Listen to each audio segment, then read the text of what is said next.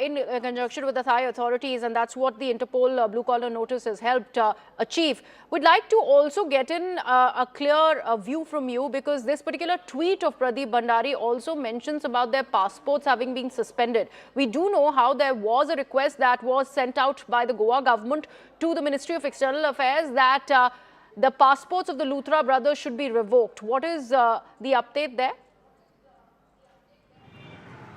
Well, absolutely. In fact, as the information had come in this morning early, that there was a request, as you are also telling our viewers for a long time, that the request, the MEA did act, and on these official requests, the passports were suspended. And after the suspension, in fact, the extradition, the process to also detain these brothers had begun. And just in hour, we got the news of how the processes have begun, and now they will be brought back. While we speak of these passports, this is actually to also prevent them from traveling anywhere to Phuket. After the extradition request is also issued between India and Thailand, they also have signed a treaty, and that treaty has helped both the nations to also look into the process at similar levels and understand that after the treaty is issued, they need the international cooperation. That international cooperation helps India to also in fact help the officials into nabbing these criminals that often in fact flee on with the criminal charges as well to any of the country. And that cooperation helps also the officials present in Thailand and Phuket as well to look out for these criminals and also in fact have an eye on their movements.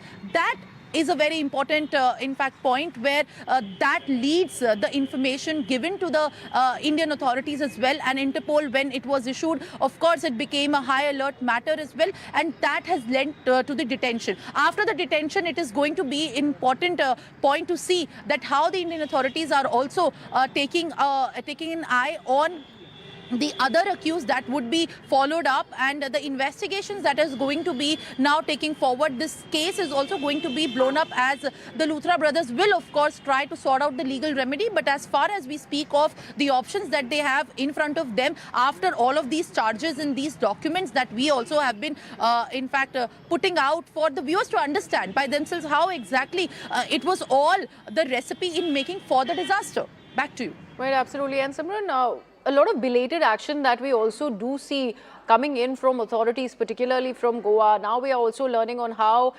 fireworks, the use of fireworks is going to be banned in all the establishments, restaurants and clubs in Goa. But all of this, too little, too late. Of course, as you know, everyone, even in the government department, or if we speak of the other departments of the Environment Ministry as well, it is safe to say and understand from this incident that is a testament that all of these procedural norms that are a safety check as part of how Goa as a tourist hub, and before we prepare for the holiday season also attracts a lot of visitors. So was it not important for the authorities to be waking up and also going in their areas and looking out what was being wrong, what was done being wrong? Was it not their job back then? Why is only it is becoming important at this point of time when such a tragedy has taken place? Now these families that are coming up and asking that what was our fault?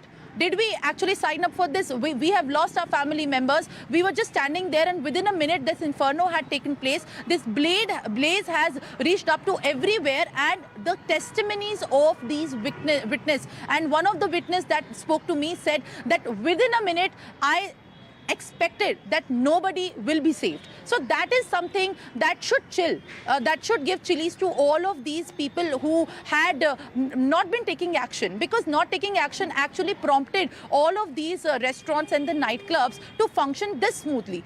That is their audacity which had led to these performers who were using the sparkles, who were using these guns without any proper checks, and they were being operated throughout many nightclubs. Now there is a tighter grip on implementation of all these safety norms, but it is, as you said very rightly, that it is an action that is being implemented too late.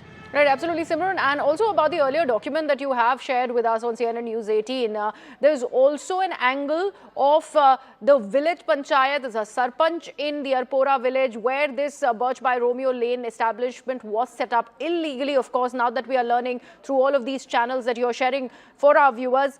There was a flagging that was done by the village sarpanch also. There was a detention of the sarpanch that had happened right after the fire incident. What has really emerged after these chain of events? So rightly, in fact, if we give some context of what document we are talking about, that was a village panchayat order. So when the December 23rd year complaint started acting up, it follows up by the notice that were being put up. Like we have tehsildars in village, the Mamlatadar office had issued up that this is a complaint, and on this complaint, the Luthra brothers, who were the original people, the owners of this Birch by Romeo, and surrounding the land and surrounding the area where they had built shops and restaurants and open spaces, they have to give a reply. They did not give a reply. They failed to produce any sort of justification as to the activities that were taking place. So the village panchayat had put up a stay on the order that was issued by the town and country planning department. Now that is the point of contention. If one government department is issuing an order and the government department is giving that order to the village panchayat, which in itself is a breach, that the department only has to take the sole responsibility of initiating the action. The department did not do that, and the village panchayat had then stayed the demolition. Had the demolition happened back then, we would not have been talking about this case being so high profile, and why would this be endangering the lives of 25 people. We are only in fact also talking about this after the demolition processes were started. Now when it has claimed the life of 25 people, the demolition is happening. So this is itself is a ironic point, and it is in fact a very huge shocking blunder. All the officials that are involved in this nexus, because each and every one of them has their role to play into the several levels of action that was proceeded, because this is not a new matter. It is not up like any activity was being done just a day before. It has been going on for 2 years now. There have been several environmentalists also that I would also like to tell you that have raised the complaint, and in their complaints they have very categorically said that this is an eco-sensitive zone. This is a misuse of the open space. They are filling up the low-lying areas that is situated near that Bapusa area with rainwater, and that could potentially lead to a tragedy. So why were we sleeping on that?